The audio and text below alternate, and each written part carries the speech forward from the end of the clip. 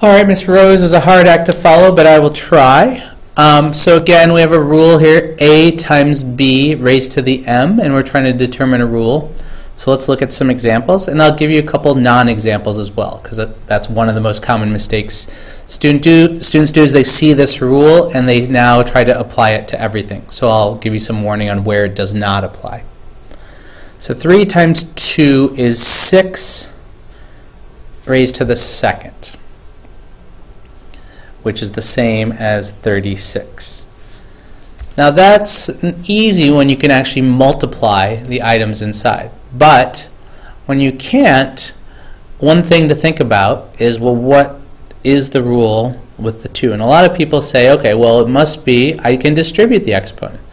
Well, let's look at that. Is this the same as 3 squared times 2 squared? 3 squared times 2 squared is just 9 times 4. Yes, it is. So that seems to work, that you can distribute an exponent over multiplication, at least for this problem.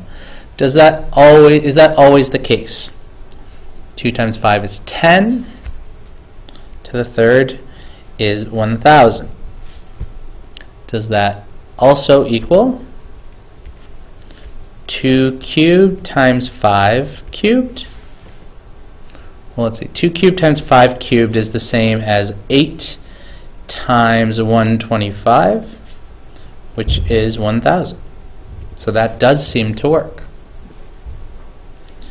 So 5 times 5 squared, I could rewrite that as just 5 squared squared, which is 5 to the fourth, which is the same as 625.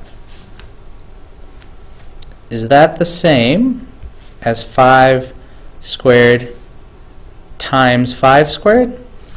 Well, we should know that, because 5 squared is just 5 squared times 5 squared. These are exactly the same things, which means you add the exponents here, you get 5 to the fourth,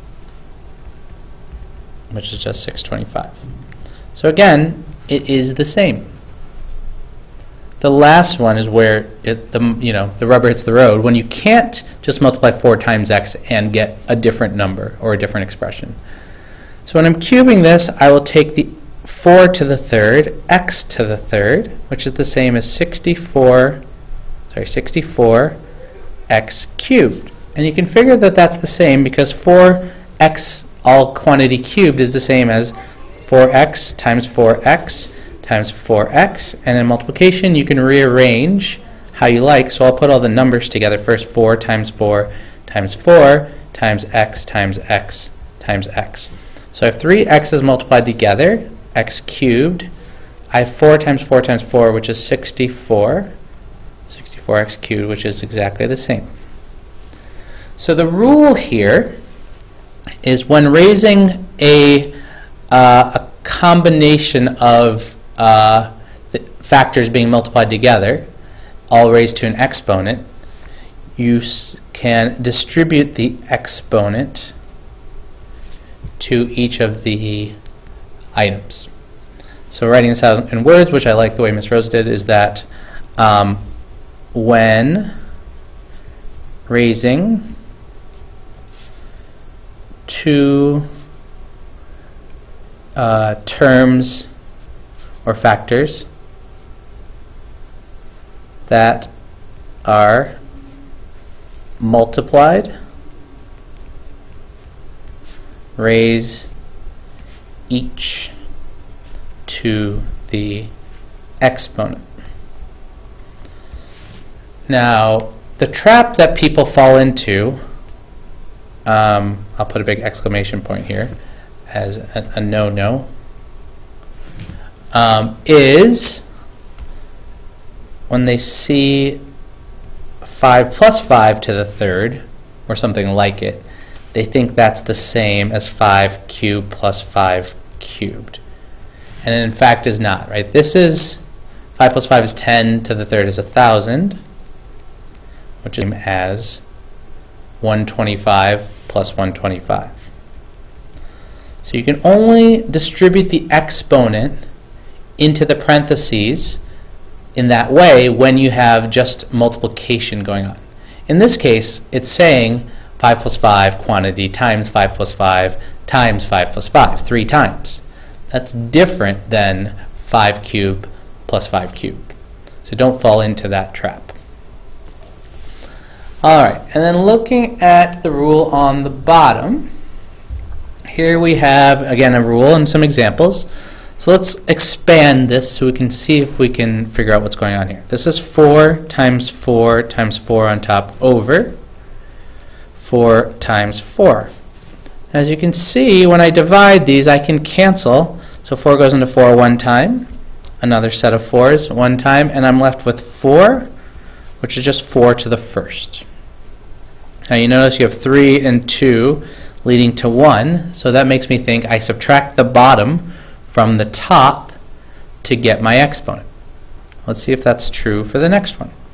3 times 3 times 3 times 3 times 3 times 3 all over 3 times 3 times 3. So these all cancel, and what you're left on the bottom, because these divide into each other one time, what you're really doing is you're saying 1, 1, 1, 1, and we don't write those because when you're multiplying things by 1, it's just as if that 1 is not there. But it's important to have the 1 on the bottom, not think it's a 0. You're left with 3 3's being multiplied together, 3 to the third, which is the same as 3 to the 6 minus 3. 3 to the 6 minus 3. I take the top exponent, subtract the bottom to get the result.